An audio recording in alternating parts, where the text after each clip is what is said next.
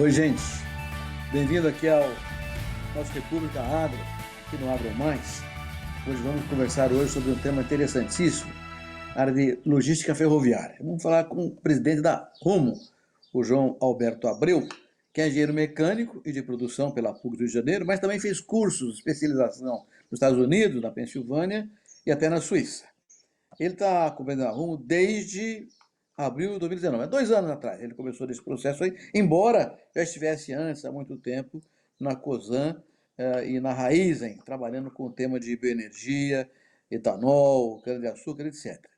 E ele foi também, por 18 anos, um alto executivo da Shell, que mais tarde somou-se com a Cosan para montar a Raízen.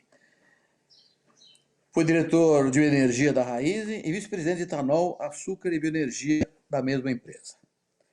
Meu caro presidente João Alberto Abreu, é um enorme prazer conversar aqui contigo, que representa, que lidera, que comanda a empresa que tem a maior malha ferroviária da América Latina, 15 mil quilômetros de ferrovia. Dá para ir e voltar do Oiapoque ao Chuí.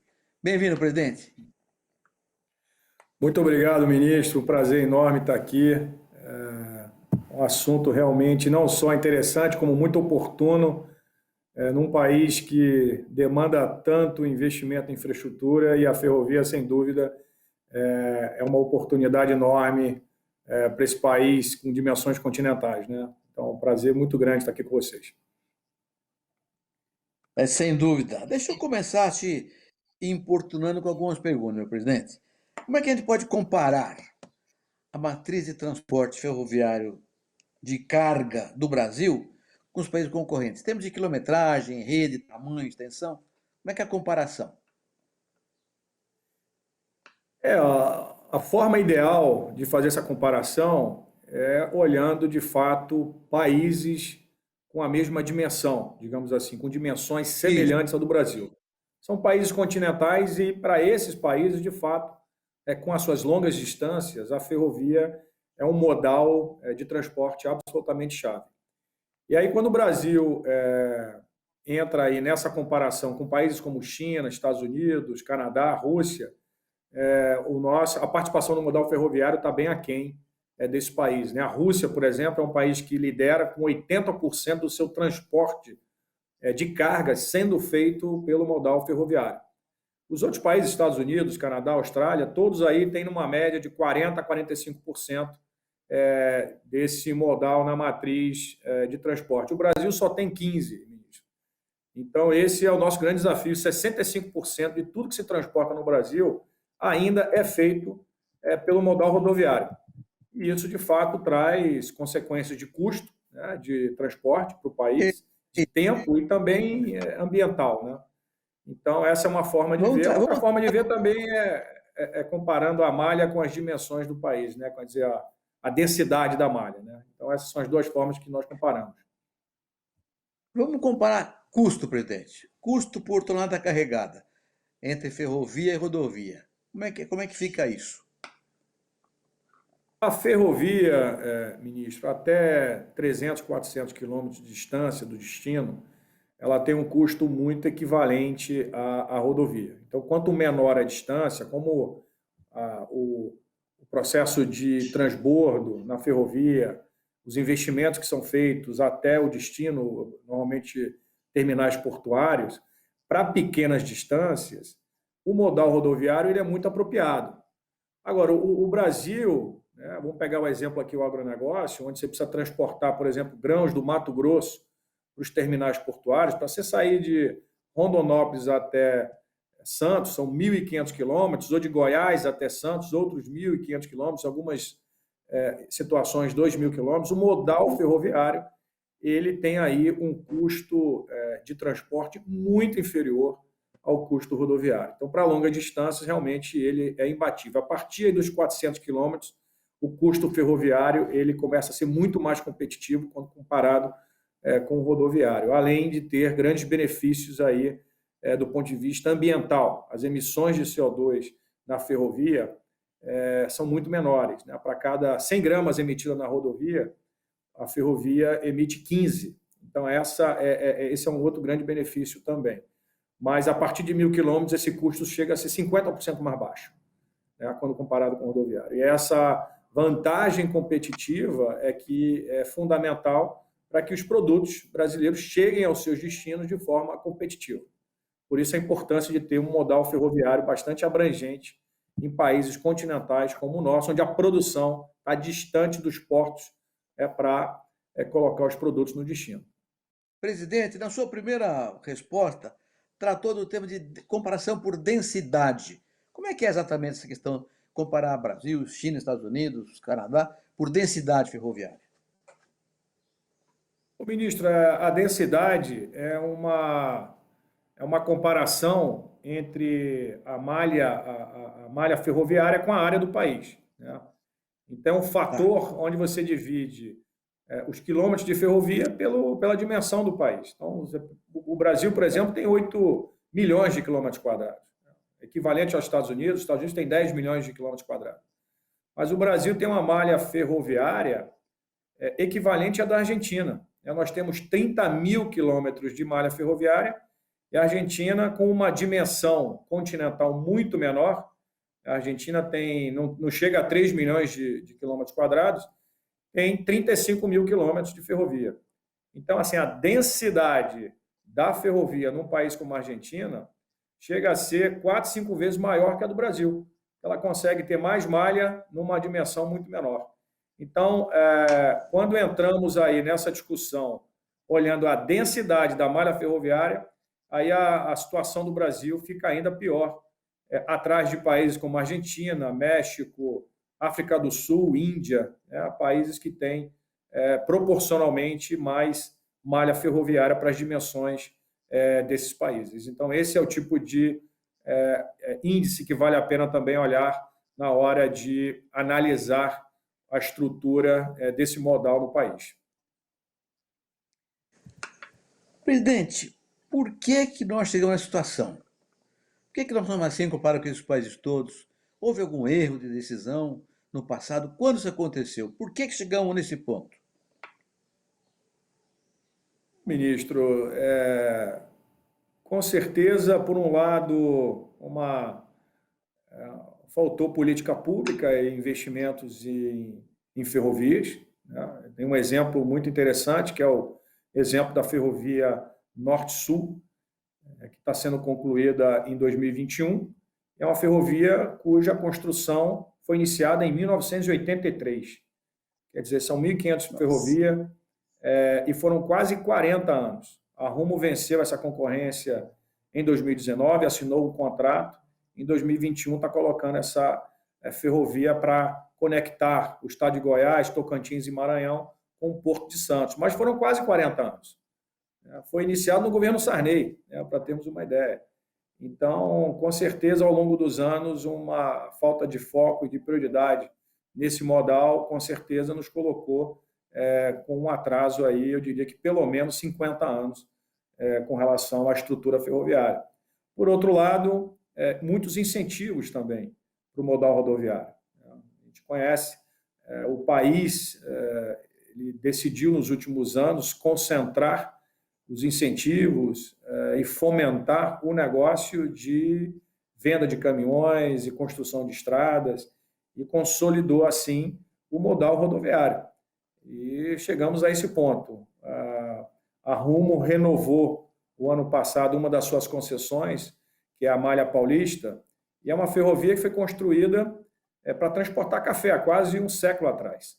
E é com essa estrutura ferroviária que nós estamos operando, transportando grãos com tonelagens muito maiores do que da época do café, e essas ferrovias também precisam ser adequadas e receber investimentos para uma nova realidade. Então, esse é um pouco histórico. É interessante ver que temos aí as ferrovias, muitas num estado que foram construídas há, de novo, quase 100 anos atrás. Agora, temos uma oportunidade enorme de transformar esse processo agora. Uma série de investimentos estão sendo feitos, as concessões estão sendo renovadas, dando a oportunidade do setor privado fazer investimento, E o governo aí tem uma série de projetos também de novas ferrovias saindo do papel, indo para concessões, e com certeza nos próximos 10, 15 anos nós temos a oportunidade de dobrar a participação do modal ferroviário no transporte de carga brasileiro, saindo dos atuais 15% para pelo menos 30%, né, nos próximos 10, 15 anos. Eu dei o exemplo aqui dessa ferrovia de 1.500 quilômetros e o tempo que demorou para ser construído. Só como curiosidade, a China constrói 15 mil quilômetros de ferrovia todos os anos. Então, continuam avançando aí nesse modal ferroviário lá do ponto de vista de investimento e abrindo, né, a distância com relação ao Brasil. Então, nós precisamos aí acelerar e tirar essa diferença que foi construída, de novo, ao longo de pelo menos 50 anos. Esse projeto do governo de dobrar essa porcentagem para cargas ferroviárias em 10 a 15 anos, tem todo um planejamento pronto já? Está pronto, o mapa já está claro onde vão ser as ferrovias? Número 1. Número 2, para isso acontecer, vamos precisar de parcerias público-privadas ou investimentos privados apenas? E terceiro, para que haja investimento privado, tem legislação adequada, segurança jurídica que garanta retorno dos investimentos feitos? Ótimo ponto, ministro. Eu acho que os desafios são dois. No Brasil, nós temos o desafio de executar os projetos, né, diante da regulação existente, e de ter um marco legal que traga segurança, principalmente em áreas cujos investimentos são de muito longo prazo. Nós estamos vendo nos últimos, principalmente 2, 3 anos, uma mudança bastante importante. O Ministério da Infraestrutura tem colocado um esforço enorme e tem dado a prioridade necessária ao modal ferroviário. E eu vejo isso acontecendo de duas formas, principalmente. A primeira é via renovação antecipada de concessões, para que essas empresas possam antecipar seus investimentos. A Rumo iniciou esse processo com a renovação da Malha Paulista, está neste momento iniciando um processo de negociação de toda a Malha Sul, que cobre os estados do Paraná, Santa Catarina e Rio Grande do Sul. Esse processo está em andamento. Outras companhias, outras operadoras ferroviárias no mercado, VLI, MRS, a própria Vale, também estão seguindo com seus processos de renovação. Isso vai trazer mais investimentos também para as malhas que eles operam e outros investimentos adicionais. E dentro de novas ferrovias, além da malha Norte-Sul, que eu comentei, e que entra em operação já no início de 2021, temos também 2 projetos importantes. Um é a FIOL, que é a ferrovia de integração que liga a cidade de Caetité, na Bahia, até o Porto de Ilhéus. Esse é uma nova ferrovia que deve ir a leilão aí nos próximos meses. E existe uma outra ferrovia, conhecida como a de integração Centro-Oeste, a ferrovia AFICO, que vai ligar o estado de Goiás ao estado do Mato Grosso, também um outro plano dentro do governo. O Mato Grosso também é um estado que todos nós conhecemos seu potencial, com 40% da exportação brasileira vinda desse estado, e existem também projetos da própria Rumo para ampliar a malha ferroviária dentro do próprio estado com investimento 100% privado. Enfim, existe um plano, eu diria um master plan, né, para o país do ponto de vista ferroviário. O Ministério de Infraestrutura tem feito um trabalho excelente do ponto de vista de concessões, renovações, e aí não só da malha ferroviária, mas também de terminais portuários, porque esse processo precisa ser conduzido de forma integrada. E, além disso, é colocado essas novas concessões, novas ferrovias para serem leiloadas. Enfim, tudo indica que estamos no caminho certo nesse sentido. Do ponto de vista regulatório, temos um modelo de concessão no Brasil e também um modelo de autorização, que são contratos de mais longo prazo, e seguindo dentro desse modelo, eu tenho certeza que teremos também um marco legal para fazer isso com a segurança jurídica necessária. É indispensável, né? Uma curiosidade, presidente. Fala-se em modernização, renovação. Isso implica, por exemplo, mudança de bitola? Ou não? Outra coisa. Hoje a gente vê trens com 2 containers, um em cima do outro. Tem que reconstruir túneis, por exemplo? São coisas importantes nessas modificações? É muito interessante, ministro. O Brasil tem um padrão diferente de bitola. O mundo tem uma bitola, a gente chama de padrão, nos Estados Unidos, que de 1,43 m. O Brasil tem a bitola métrica, que é de 1 m, e a bitola larga de 1,60 m. Então, não estamos aí no mesmo padrão que a maioria das ferrovias no mundo. Mas não exige mudança de bitola, esse tipo de investimento. Exige investimento de padrão de trilho, né, e investimentos ali na parte estrutural da via, para poder transportar o que chamamos de mais toneladas por eixo. Quanto mais toneladas por eixo é transportado, mais investimento essa via precisa para aguentar esse volume. E esses investimentos é que precisam ser feitos. E com relação a esse que nós chamamos de double stack, que são esses containers um em cima do outro, e cuja operação foi iniciada o ano passado, nós trouxemos uma ideia dos Estados Unidos e esse transporte já vem sendo feito com um ganho de produtividade muito grande, que é o volume que sai do interior de São Paulo com direção ao Mato Grosso. E sim, foi necessário reconstruir uma série de túneis e de viadutos pelo interior de São Paulo. Ao longo aí de 2 anos, 31 viadutos foram refeitos para que a altura fosse suficiente para que esse double stack pudesse passar, mas obras concluídas com sucesso, que trouxeram também aí uma melhoria de infraestrutura para esses municípios, e desde o ano passado esses contêineres estão viajando agora nesse modelo, ganhando em produtividade e eficiência. E custo que cai muito, né, por tonelada transportada. Uma pergunta fora da ferrovia, mas coligada. Nós temos uma boa indústria de locomotivas e vagões funcionando, competitivo com o mundo? Temos.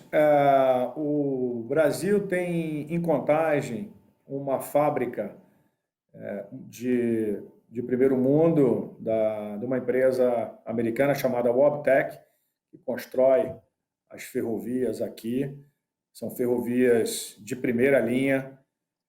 Só com curiosidade, a Rumo tem no seu principal trecho 400 locomotivas praticamente autônomas, que são pilotadas por um algoritmo, onde você consegue ter um ganho de eficiência e de consumo de combustível muito relevante, porque é uma máquina inteligente, aprendendo a cada viagem com inteligência artificial, pilotando essa máquina.